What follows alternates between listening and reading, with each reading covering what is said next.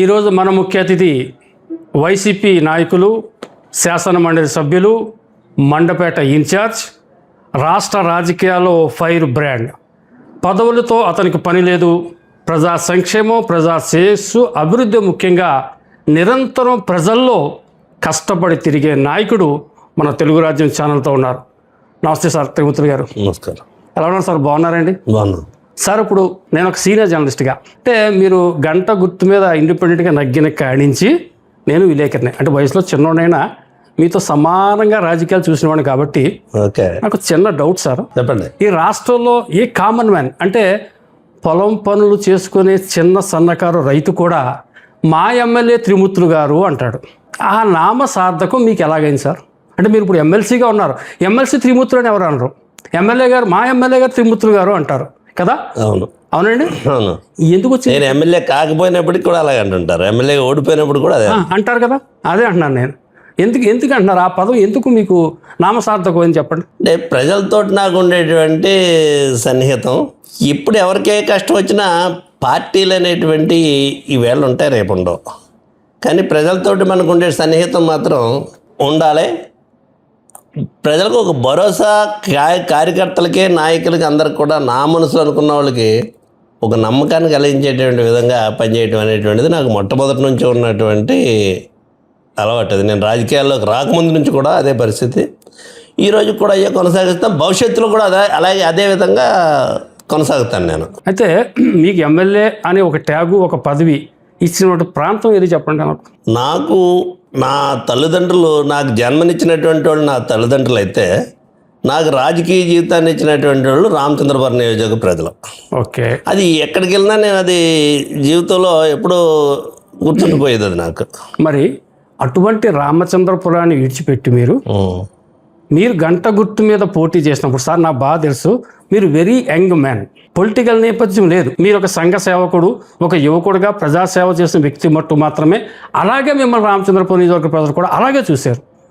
ఈ యువకుడిని, తోట త్రిమూర్తులు గారు అనే ఈ యువకుడిని నగ్గించుకుంటే రామచంద్రపురం నియోజకవర్గ భవిష్యత్తు బాగుంటుందని మిమ్మల్ని నమ్మి గంట గుర్తు మీద పార్టీతో పని లేకుండా ఆ రోజుల్లో టీడీపీ సూపర్ పోటీ ఇచ్చింది, ఎన్టీఆర్ పార్టీ పెట్టిన ప్రభంజనం, అది ప్రభంజనంలో మిమ్మల్ని గెలిపించారు. కానీ ఈవేళ రామచంద్రపురం పెట్టి మండపేట మీరు ఎందుకు వెళ్ళిపోయారు? మండపేట నేను వెళ్ళిపోవడానికి కారణం ఏంటంటే 94 నుంచి 99 వరకు కూడా 7 పర్యాలు నేను రామచంద్రపురం నియోజకవర్గంలోనే పోటీ చేశాను. 4 సార్లు ప్రజలు నన్ను గెలిపించారు. గెలుపు ఓటమిలో ఎలా ఉన్నప్పటికీ ఓడిపోయిన సందర్భం కూడా ఎప్పుడూ ఓట్ బ్యాంక్ అనేటువంటిది పెరుగుతూ వచ్చింది తప్పితే ఎక్కడ తగ్గలేదు నాకు. అవును, ఓకే. అయితే 2019లో నేను తెలుగుదేశం పార్టీ నుంచి పోటీ చేసి ఓడిపోయిన సందర్భంగా, ఓడిపోయిన తర్వాత పరిణామాలు 2019కి ముందు నుంచి కూడా 2017 నుంచి కూడా జగన్మోహన్ రెడ్డి గారు అనేక మంది నాయకులతోటి ఈ జిల్లాలో మనల్ని పార్టీలోకి రమ్మనేటువంటిది చెప్పడం జరిగింది. సరే, తెలుగుదేశం పార్టీలో ఉన్నాం, మార్పు ఎందుకులే అని చెప్పేసి కంటిన్యూ అయిపోయాం. కంటిన్యూ అయిన తర్వాత 2019 ఎన్నికల్లో ఓడిపోయాక నేను కొంతకాలం పోయిన తర్వాత పార్టీలో ఉండే పరిణామాల దృష్ట్యా నేను రిజైన్ చేశాను, రాజీనామా చేశాను పార్టీకి రాజీనామా చేసిన తర్వాత మళ్ళీ జగన్ గారు 151 నియోజకవర్గాల్లో వైఎస్ఆర్ పార్టీ గెలిచి ప్రభుత్వం ఏర్పాటు చేసింది. ప్రభుత్వం ఏర్పాటు చేసి ఆయన ఫస్ట్ టైం ముఖ్యమంత్రి, ఆయన ముఖ్యమంత్రిగా ఉండి ప్రభుత్వం ఏర్పడిన తర్వాత పరిపాలన మీద దృష్టి పెట్టేటువంటి పరిస్థితి ఆయనకి. ఆ పరిస్థితుల్లో కూడా ఓడిపోయినటువంటి నన్ను కావాలని చెప్పేసి మళ్ళీ పార్టీలోకి తీసుకోవాలనేటువంటిది అప్పట్లో కొంతమంది నాయకులందరితోటి మాట్లాడి, నాకు అత్యంత సన్నిహితంగా ఉండేటువంటి నా మిత్రుడు ఆమంచి కృష్ణమోహన్ గారు, అప్పట్లో పార్టీలో కీలకమైనటువంటి వ్యక్తిగా ఉన్నటువంటి విజయసాయిరెడ్డి గారు, వీళ్ళందరూ కూడా నాతోటి మాట్లాడి జగన్ గారు మిమ్మల్ని పార్టీలోకి రమ్మన్నారు, తీసుకురమ్మన్నారంటే సరే, నాకు ఉండేటువంటి పరిస్థితుల్లో ఇంక సరే నిర్ణయం తీసుకుందాం అనేటువంటిది పార్టీలో జాయిన్ అవ్వటం కోసం వెళ్ళటం జరిగింది. ఓకే, బాగానే. పార్టీలో జాయిన్ అయిన తర్వాత సరే కోనసీమ జిల్లా పార్టీ ప్రెసిడెంట్గా జిల్లా అధ్యక్షుడిగా చేయమన్నారు. సరే, నేను పార్టీలో జాయిన్ అవ్వడానికి వెళ్ళినప్పుడు జగన్ గారు నన్ను కూర్చోబెట్టి, త్రిమూర్తులు అన్న, మీరు పార్టీలోకి నేను ఎంతో కాలం నుంచి ప్రయత్నం చేస్తున్నప్పటికీ కూడా ఈరోజు వచ్చినందుకు చాలా సంతోషం. మరి మీరు ఏమి ఆశిస్తున్నారో పార్టీలో అని చెప్పి అన్నారు. నేను గౌరవం ఆశిస్తున్నాను, పదవులు కాదు అని చెప్తే దానికి ఏమి ఇబ్బంది ఏమి ఉండదులే అని చెప్పేసి అని కొంతకాలం ఒక కోనసీమ జిల్లా పార్టీ ప్రెసిడెంట్గా మీరు ఉండాలి, నీ గురించి అంతా తెలుసు నాకు, ఉండాలని చెప్పేసి సరే అన్నాం. తర్వాత అప్పట్లో కోవిడ్ ఇవన్నీ భయంకరమైనటువంటి పరిస్థితులు ఉన్నాయి. తర్వాత మెండపేట నియోజకవర్గంలో నువ్వు మాత్రమే గెలుస్తావు అనేటువంటిది నా దగ్గర ఉన్నటువంటి రిపోర్టు. మెండపేట నియోజకవర్గం నుంచి పోటీ చేయలు అని చెప్పేసి అడిగాడు. రామచంద్రబాబుని వదిలిపోవటం కాదు. సరే, నేను పార్టీలో జాయిన్ అయిన తర్వాత నాయకుడికి ఎదురు చెప్పేటువంటి పరిస్థితి కరెక్ట్ కాదేమో అనేటువంటి ఉద్దేశంలో. ఓకే సార్, నాయకుడికి మీరు ఎదురు చెప్పలేదు, జనాన్ని ఎందుకు మీరు వదిలేసుకున్నారో నేను చెప్పేది అయితే. జనాన్ని వదిలేసుకోలేదు. ఒక విషయం మీకు ఇక్కడ మీ మాట కట్టొచ్చు. ఈ రామచంద్రపురం నియోజకవర్గంలో కాజులూరు మండలం, కే గంగవరం మండలం, రామచంద్రపురం రూరల్ టౌన్లో మీరంటే పడి చచ్చిపోయే అభిమానులు ఉన్నారు. కులాలకు అతీతంగా, మతాలకు అతీతంగా, పార్టీలకు అతీతంగా కూడా. అవును, అది ఏ పార్టీ అవనండి, త్రిమూర్తులు గారంటే ఒక వైబ్రేషన్ అడిగి. మరి అటువంటి వాళ్ళు ఎందుకు మీరు దృష్టిలో పెట్టుకోలేకపోయారు? లేదు, నాకున్నటువంటి మిత్రులు, స్నేహితులకి వాళ్ళకి ఏ సమస్య వచ్చినా, ఏ పని వచ్చినా ఎప్పుడు అందుబాటులో ఉంటున్నారు, వస్తున్నారా, మాట్లాడుకుంటున్నారు. మీరు లేరు సార్ అందుబాటులో? అందుబాటులో అంటే మెండపేట నియోజకవర్గంలో ప్రాతినిధ్యం వహిస్తూ అక్కడ పార్టీ పరంగా ఉన్నప్పుడు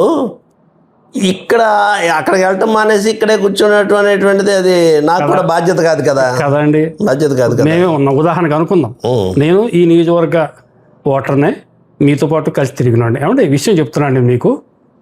మీరంటే పడి చచ్చిపోయే అభిమానులు, మీరు మండపేట వెళ్ళిపోయిన తర్వాత ఇక్కడ మంత్రిగా చెల్లిపోయిన వేణుగోపాలకృష్ణ గారు ప్రాతినిధ్యం వచ్చినప్పుడు వాళ్ళు వేణుగారి దగ్గరికి వెళ్ళరు. అంటే వేరే ఉద్దేశం కాదు, వేణుగారు ఎవరు వాళ్ళకి తెలియదు. ఎలక్షన్లో వాళ్ళు వేణుగారు చేయలేదు, మీకే చేశారు అప్పట్లో 2019 మాట చెప్తున్నారు. దానికి చిన్న క్లారిటీ ఇవ్వాలి. ఒక పార్టీలో ఉన్నాం, వేణుగారు ఇక్కడ ఎమ్మెల్యేగా ఉన్నాడు. సరే, బోస్ గారు కూడా వైఎస్ఆర్ పార్టీలో ఒక రాజ్యసభ సభ్యుడిగా ఉన్నాడు. సరే, నేను మెండపేట నియోజకవర్గానికి ఇన్ఛార్జిగా ఉన్నాను, జిల్లా పార్టీ ప్రెసిడెంట్గా ఉన్నాను. ఆ టైంలో ఇక్కడ పార్టీలో నేను కలగ చేసుకుని లేనిపోయినటువంటి గందరగోళం సృష్టించి కొత్తగా పార్టీలోకి వెళ్ళండి. అన్ని విషయాల్లో మనం కలగ చేసుకోవటం అనేటువంటి చూస్తే ఇక్కడ ఉన్నటువంటి వేణుగారికి ఇబ్బంది, లేనిపోయినటువంటి రిపోర్ట్లు పైకి పంపించి జగన్ గారిని ఇబ్బంది పెట్టడం అనేటువంటిది. నా గురించి ఆయన అంత మంచి అభిప్రాయంతో ఉన్నప్పుడు నా గురించి మళ్ళీ వెళ్ళి చెప్పే మాటలను పుచ్చుకుని త్రిమూర్తులను తీసుకుంటే ఇదేమి ఇబ్బంది అనేటువంటిది రాకూడదు అనేటువంటి ఉద్దేశంలో నేను ఎక్కువగా ఇన్వాల్వ్ కాలేదు. కానీ అప్పట్లో జరిగేటువంటి స్థానిక సంస్థ ఎన్నికల్లో మాత్రం ఇక్కడ నేను చాలామందితోటి మాట్లాడి నాకు సంబంధించినటువంటి వ్యక్తులకి రామచంద్రపురం మున్సిపాలిటీలో 10 మంది వరకు కౌన్సిలర్లని నేను పెట్టినటువంటి వాళ్ళని గెలిపించుకోవడం జరిగింది. కౌన్సిలర్ని నేనే నిర్ణయించడం జరిగింది. ఈ రామచంద్రపురం మండలానికి సంబంధించినటువంటి జడ్పీటీసీగా మేనేడ్ వెంకటేశ్వరరావు అని చెప్పేసి నేను నిర్ణయించినటువంటి అభ్యర్థికే వాళ్ళు వేరే అభ్యర్థిని ఇవ్వాలనేటువంటిది నిర్ణయించుకుంటే వేణుగారు వాళ్ళని కాదని చెప్పేసి నేను ఇవ్వటం జరిగింది. తర్వాత ప్రజలు కూడా ఓట్లు వేసారు, వాళ్ళందరినీ గెలిపించారు. మీకోసం గెలిపించారు, నా కోసమే గెలిపించారు. నాకు సంబంధించినటువంటి సర్పంచులు కూడా చాలామందిని గెలిపించారు. గెలిపించినటువంటి సందర్భంగా వీళ్ళందరినీ కూడా నేను వేణుగారి దగ్గరికే పంపించి వేణుగారితో శైలం అని చెప్పాను. అతను వీళ్ళకి కొంతమందితోటి కొంత గ్యాప్ అనేటువంటిది వచ్చింది. కొందరు అతనితో కంటిన్యూ అయ్యారు, కొందరు మధ్యలో ఆగిపోయారు. ఇంకా అతను విధానాలు వీళ్ళకి నచ్చకపోవచ్చు, లేకపోతే వీళ్ళు పనిచేసే విధానం ఆయనకి నచ్చకపోవచ్చు. పార్టీలో ఉన్నాం, వ్యతిరేకించి పార్టీలో లేనిపోయినటువంటి గందరగోళం సృష్టించడం మంచిది కాదనేటువంటి ఉద్దేశంలో నేను ఆ రోజుని వీళ్ళలో కొంతమంది కార్యకర్తలు ఇబ్బంది పడ్డప్పటికీ కూడా ఆగటం జరిగింది. మరీ ఇబ్బంది అన్నటువంటి కార్యకర్తలకు పోలీస్ స్టేషన్ గొడవలు కానీ ఇంకోటి కానీ ఉంటే నేనే డైరెక్ట్గా ఇన్వాల్వ్ అయ్యి చేసిన సందర్భాలు కూడా ఉన్నాయి. చాలామంది నా అనుకున్న మనుషులని కష్టంలో ఉంటే మాత్రం ఆదుకున్నాను. పనులు చేయలేకపోతే వాళ్ళకి పోలీస్ స్టేషన్లో కానీ లేకపోతే వేరే వ్యక్తిగత ఇబ్బందులు కానీ అటువంటి ఇబ్బందులు ఉన్నటువంటి వ్యక్తుల్ని ఆ రోజు వదలలేదు, ఈ రోజు వదలలేదు, రేపు కూడా వదలను. అలాగే ఉంటాను నేను. అతి త్వరలోనే నియోజకవర్గాల పునర్విభజన కాబోతున్నాయి అనేది ఒక ప్రచారం జరుగుతుంది. ఖచ్చితంగా అవుద్దని కూడా అంటున్నారండి. ఈ నేపథ్యంలో మరి మీరు ఎక్కడి నుంచి పోటీ చేయాలని ఏమైనా అనుకుంటున్నారా? ఏమైనా మీ దృష్టిలో ఏదైనా నియోజకవర్గం ఉందా? అంటే నియోజకవర్గాల పునర్విభజన అనేటువంటిది జరుగుతుంది అనేటువంటిది చెప్తున్నారు. 2029 వచ్చేటప్పటికి రాష్ట్రంలో పార్లమెంట్ సీట్లు, దేశవ్యాప్తంగా ఎమ్మెల్యే సీట్లు కూడా పెరుగుతాయి అనేటువంటిది పేపర్లోని టీవీలోని చూస్తున్నాం మనం. అయితే నేను ఎక్కడి నుంచి పోటీ చేయాలనేటువంటిది ఒక పార్టీలో ఉన్నాం మనం. ఆ పార్టీ నియోజకవర్గాల పునర్విభజన ఏ రకంగా ఉంటుంది, ఆ పార్టీ అధ్యక్షుడి యొక్క నిర్ణయాలు ఏ విధంగా ఉంటాయనేటువంటిది నేను ఇచ్చే సూచనలు నేను ఇస్తాను పార్టీ అధ్యక్షుడికి. దానికి అనుకూలంగా ఆయన కూడా స్పందిస్తాడనేటువంటిదే నా ఉద్దేశం. ఆయన స్పందన బట్టి, ఆయన తీసుకునే నిర్ణయాన్ని బట్టే నేను ముందుకెళ్ళటం జరుగుతుంది. మరి ఇంతగా ప్రేమించే రామచంద్రపురం నియోజకవర్గ ప్రజల్ని మీరు మరి ఇక్కడికి వచ్చి పోటీ చేసే ఆలోచన ఏదైనా ఉందా? అంటే నియోజకవర్గం అంటే మీరు ఒక విషయం మీకు చెప్తానండి. ఇక్కడ మేము ఏదైనా ప్రాంతం వెళ్ళామనుకోండి, ఆంధ్ర కానీ తెలంగాణ కానీ, మీది ఏ ఊరు అంటే రాంపురం అంటే తిరుమూర్తి గారి ఏరియా అని అంటారు. అంటే ఈ నియోజకవర్గంతో మీకు అంత కనెక్టివిటీ పెరిగిపోయింది. మరి కనెక్టివిటీ పెరిగిపోయినటువంటి ఈ కాన్స్టిట్యున్సీలో మరి మీరు మళ్ళీ వచ్చే అవకాశం ఉందంటారా? అంటే తప్పకుండా నా అభిప్రాయం నేను జగన్ గారితో షేర్ చేసుకుంటాను. రేపు పునర్విభజన జరిగిన తర్వాత పార్టీ అధ్యక్షుడు ఆలోచనలు, ఆయనకు ఉండేటువంటి సర్వేలు, ఆయనకు ఉండేటువంటి నిర్ణయాలను బట్టి నా నిర్ణయం అనేటువంటిది నేను అప్పుడు తీసుకోవడం జరుగుతుంది. ఏది ఏమైనప్పటికీ నేను ఇందాక చెప్పాను, రామచంద్రపురం నియోజకవర్గ ప్రజలు అనేటువంటిది నాకు రాజకీయ జీవితాన్ని ఇచ్చినటువంటి వాళ్ళు. నాకు జన్మనిచ్చింది నా తల్లిదండ్రులు అయితే, నాకు రాజకీయ జీవితాన్ని ఇచ్చినటువంటిది మాత్రం రామచంద్రపురం నియోజకవర్గ ప్రజలు. అది పార్టీలకి కులాలకి అతీతంగా అందరూ నన్ను అభిమానిస్తూ వచ్చారు. వాళ్ళ రుణం తీర్చుకోవడానికి ఎప్పుడైనా సరే వాళ్ళ నా మీద ఏ విధమైన అభిప్రాయం ఉందో దానికి తగ్గట్టుగా నిజంగా ఎప్పుడు కూడా వాళ్ళ కోసం నిరంతరం కూడా నేను పనిచేస్తాను. ఓకే, బాగానే ఉందండి. అయితే ఇదే నియోజకవర్గ ప్రజలు మిమ్మల్ని 4 పర్యాయాలు గెలిపించారు శాసనసభ్యుడిగా. 2-3 సార్లు ఏదో ఓటమి పాలారు. కానీ ఓటింగ్ని పెంచుకుంటూ వెళ్ళారండి వాళ్ళు. కులాలు మతాలకు అతీతంగా తోట త్రిమూర్తులు బ్రాండ్కి ఓటేసుకుంటూ వచ్చారు కదా వాళ్ళు. మరి అటువంటిది 2019లో ఎటువంటి సర్వేకి చిక్కకుండా తక్కువ మెజార్టీతో మీరు ఓటమి పాలన కారణం చెప్పండి. అంటే 1994లో నేను రాజకీయాల్లోకి వచ్చినప్పుడు ఆ వేళ తెలుగుదేశం పార్టీకి ఎన్టీ రామారావు ఆధ్వర్యంలో ఈ 40 సంవత్సరాలుగా ఎప్పుడూ లేనటువంటి మెజార్టీ ఇచ్చినటువంటి పరిస్థితులు ఆ రోజు. తర్వాత అప్పట్లో ప్రతిపక్షంగా ఉన్నటువంటి కాంగ్రెస్ పార్టీ బలం ఉంటే, తెలుగుదేశం పార్టీ బలం ఉంటే, నాకు నా సామాజిక వర్గం బలం అనేటువంటి చూసుకుని ఆ రోజు నేను పోటీ చేయడం జరిగింది. కానీ గెలుపుకి ఒక సామాజిక వర్గం పనిచేయదు. ఎప్పుడుని పోటీ చేయడానికి నీకు అర్హత అనేటువంటిది నీ సామాజిక వర్గం అయినప్పటికీ కూడా గెలుపు అనేటువంటిది ఒక కులంతో జరిగేటువంటిది కాదు ఎప్పుడని. అది ఈ నియోజకవర్గంలో ఉన్నటువంటి అనేక మంది పార్టీలకు అతీతంగా, కులాలకు అతీతంగా అభిమానిస్తేనే, ఓటేస్తేనే నేను ఆ రోజున ఎమ్మెల్యే అవ్వటం జరిగింది.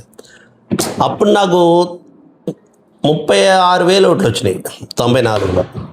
అంటే ఇండిపెండెంట్గా మీరు పోటీ చేసినప్పుడు? ఇండిపెండెంట్గా పోటీ చేసినప్పుడు 99 తర్వాత 9 వచ్చేటప్పటికి 46,000 ఓట్లు వచ్చినాయి. టీడీపీ సింబల్ మీద పోటీ చేశారు మీరు. తర్వాత 2004లో 47,500 ఓట్లు వచ్చినాయి. తర్వాత 2009లో పిఆర్పి తరపు నుంచి పోటీ చేశాను. ప్రజారాజ్యం పార్టీ తరపు నుంచి పోటీ చేస్తే అప్పట్లో 53,500 ఓట్లు వచ్చినాయి. తర్వాత మళ్ళీ 2012లో నేను బై ఎలక్షన్లో పోటీ చేశాను కాంగ్రెస్ పార్టీ తరపు నుంచి. 68,000 ఓట్లు వచ్చినాయి. తర్వాత 2014 76,000 ఓట్లు వచ్చినాయి. అంటే 35,000 దగ్గర ప్రారంభమైనటువంటి 36,000 దగ్గర ప్రారంభమైనటువంటి రాజకీయ ప్రస్తావం 78,000 80,000 ఓట్ల వరకు వచ్చినాయి. 2019లో ఓడిపోయినప్పుడు కూడా 71,000 చిల్లర ఓట్లు వచ్చినాయి నాకు. సుమారు ఒక 5,000 ఓట్లతోటి నేను ఓడిపోవడం జరిగింది అప్పట్లో. ఓటరు మిమ్మల్ని చూస్తాడా, మీ అనుకున్న పార్టీని చూస్తాడా మీ విషయంలో? సహజంగా చాలామంది నాతో ఉండేటువంటి సంబంధాలు వచ్చుకుని నేను Telugu Desam party, Congress party, PRP party ఏ పార్టీ నుంచి పోటీ చేస్తున్నప్పటికీ ఓటు శాతం అనేటువంటిది పెరుగుతా వస్తున్నటువంటి క్రమంలో చూసుకుంటే పార్టీ మీద అభిమానం ఉన్నప్పటికీ వ్యక్తిగతంగా కూడా నన్ను కూడా ఏ రకంగా అభిమానిస్తున్నారని చెప్పడానికి ఇది ఒక నిదర్శనం. ఈ ఓటు శాతం పెరుగుతూ వచ్చినటువంటిది మాత్రం.